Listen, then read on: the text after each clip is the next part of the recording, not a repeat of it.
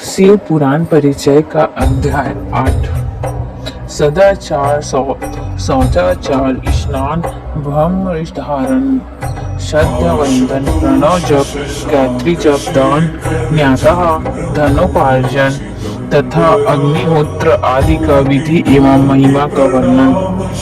ऋषियों ने कहा, शुद्ध जी, आप शीघ्र ही हमें वह सदाचार सुनाइए जिससे विद्वान पुरुष पुण्य लोगों पर विजय पाता है। स्वर्ग प्रदान करने वाला धर्ममय आचार तथा नरक का नष्ट देने वाला अधर्ममय आचारों का भी वर्णन कीजिए। सूत जी बोले, सदाचार का पालन करने वाला विद्वान ब्राह्मण ही वास्तव में ब्राह्मण का नाम धारण करने का अधिकारी है। जो केवल वेदोक्त आचार का पालन करने वाला है एवं वेद का अभ्यासी है, वह ब्राह्मण ही विप्त संज्ञा होती है। सदाचार, वेदाचार तथा विद्या, इनमें से एक एक गुण ही युक्त होने पर उसे द्विज कहते हैं, जिसमें स्वकल्प मात्र में ही आचार का पालन देखा जाता है, जिसमें वेद अध्ययन भी बहुत कम किया जाता है, तथा जो राजा का सेवक है उसे क्षत्रिय ब्राह्मण कहते हैं। जो ब्राह्मण ऋषि, कृषि तथा वाणिज्य कर्म करने वाला है और कुछ ब्रह्मोचित आचार का भी पालन करता है, वह वैश्य ब्राह्मण है। तथा जो स्वयं ही खेत जोतता है, हल चलाता है, उसे शूद्र ब्राह्मण कहते हैं। जो दूसरों के दोष देखने वाला और परद्रोही है, उसे चंडाल द्विज कहते हैं। इसी तरह क्षत्रिय में भी जो पृथ्वी का पालन करता है वह राजा है। दूसरों लोग राजस्वहीन क्षत्रिय माने जा गए हैं। वैश्यों में भी जो धन्य है आदि है वस्तुओं का क्रय विक्रय करता है, वह वैश्य कहलाता है। दूसरों को वणिक कहते हैं। जो ब्राह्मण क्षत्रियों तथा वैश्यों की सेवा में लगा रहता है, वही वास्तव में शूद्र कहलाता है। जो शूद्र हल जोतने का काम करता है उसे वृषहल समझना चाहिए। सेवा, शिल्प और कर्षण से भिन्न वृत्ति का आश्रय लेने वाला शूद्र द्रव्य कहलाते हैं। इन सभी वर्णों के मनुष्यों को चाहिए कि वे ब्रह्म मुहूर्त में उठकर पूर्व भूमि मुख हो। सबसे पहले देवताओं का भी धर्म का अर्थ उसकी प्राप्ति के लिए उठाए जाने वाले कलेशों का तथा आय और व्यय का भी चिंतन करें। रात के पीछे पहर को उस काल जानना चाहिए। उस अंतिम पहर का जो आधा या मध्य भाग है उसे संधि कहते हैं। उस संधि का काल में उठकर द्विज को मल मूत्र आदि का त्याग करना चाहिए। घर से दूर जाकर बाहर से अपने शरीर को ढके रखकर दिन में उत्तर मुख बैठकर मल मूत्र का त्याग करें। यदि उत्तर अभिमुख बैठने में कोई रुकावट हो तो दूसरी दिशा की ओर मुख करके बैठे।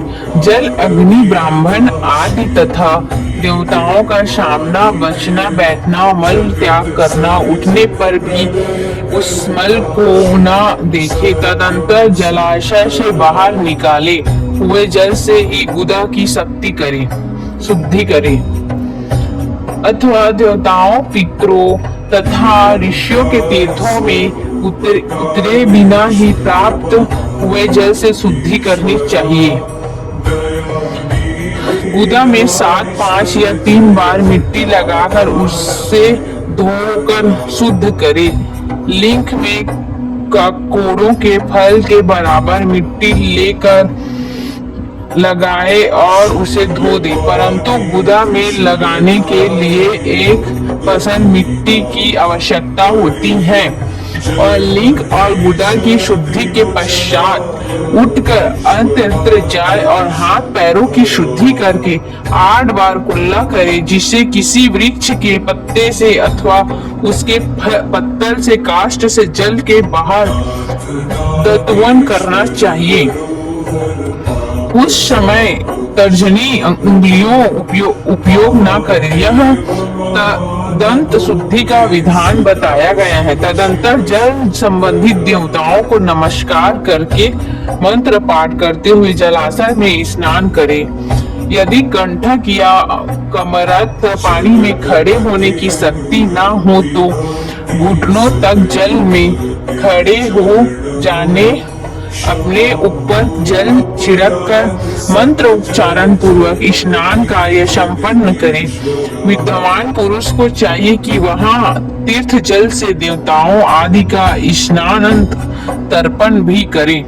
इसके बाद धौत वस्त्र लेकर 5 कक्ष उसे धारण करे, साथ ही कोई उत्तरीय भी धारण न कर ले, क्योंकि संध्या वंदन आदि सभी कर्मों में उसकी आवश्यकता होती है। यदि नदी आदि तीर्थों में स्नान करने पर स्नान संबंधी उतारे हुए वस्त्र को वहां न धोए। स्नान के पश्चात विद्वान पुरुष भीगे हुए उस वस्त्र को बावड़ी में कुएं के पास अथवा घर आदि में ले जाएं और वहां पत्थर पर लकड़ी आदि पर जल या स्थल में अच्छी तरह धोकर उस वस्त्र को निचोड़े। दूसरे वस्त्र को निचोड़े से जो जल गिरता है वह एक श्रेणी के पितरों की तृप्ति के लिए होता है। उसके बाद जलाभी उपनिषद में बताए गए अग्नि रीति मंत्र से भस्म लेकर उसके द्वारा त्रिकुंड लगाए। इस विधि का पालन न किया जाए उसके पूर्व ही यदि जल में भस्म गिर जाए तो गिराने वाला नरक में जाता है।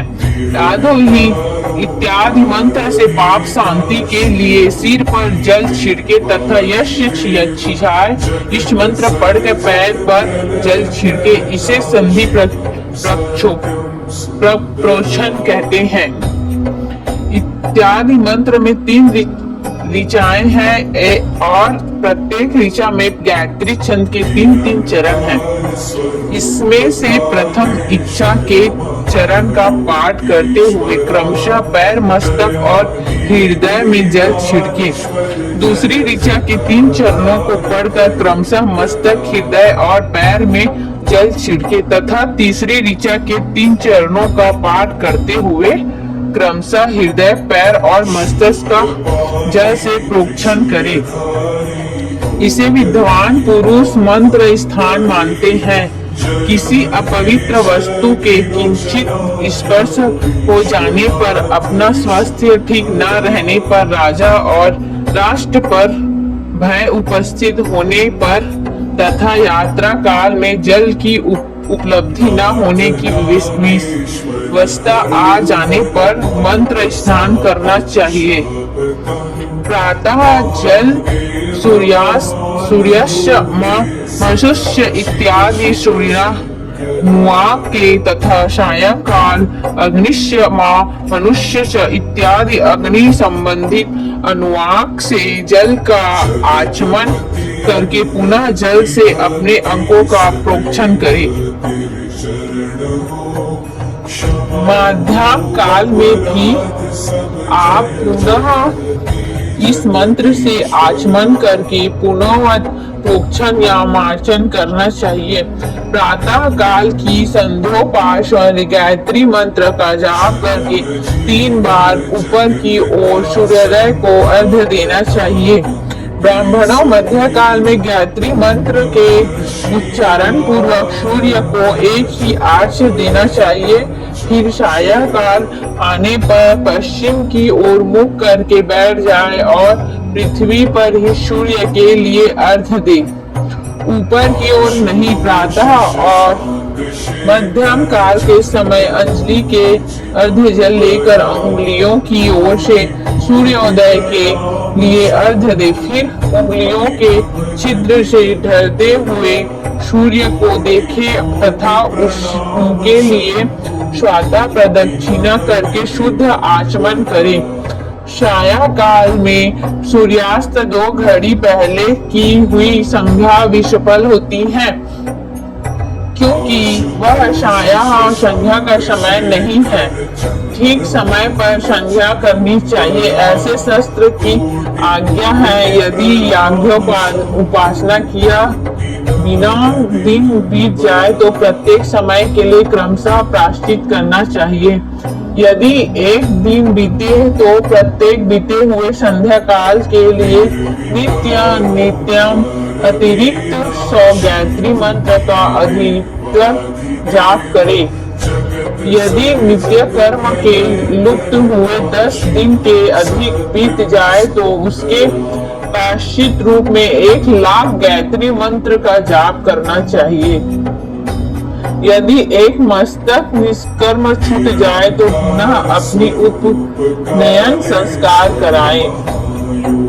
अर्थ सिद्धि के लिए इस गौरी कार्तिकीय विष्णु ब्राह्मण चंद्रमा और यम का तथा ऐसे ही अन्य देवताओं का भी शुद्ध जल तर्पण करे।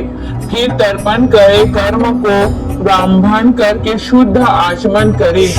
तीर्थ के दक्षिण प्रयस्त मठ में, मंत्रालय में, देवालय में, घर में अथवा अन्य किसी नियत स्थान में आसन स्थिर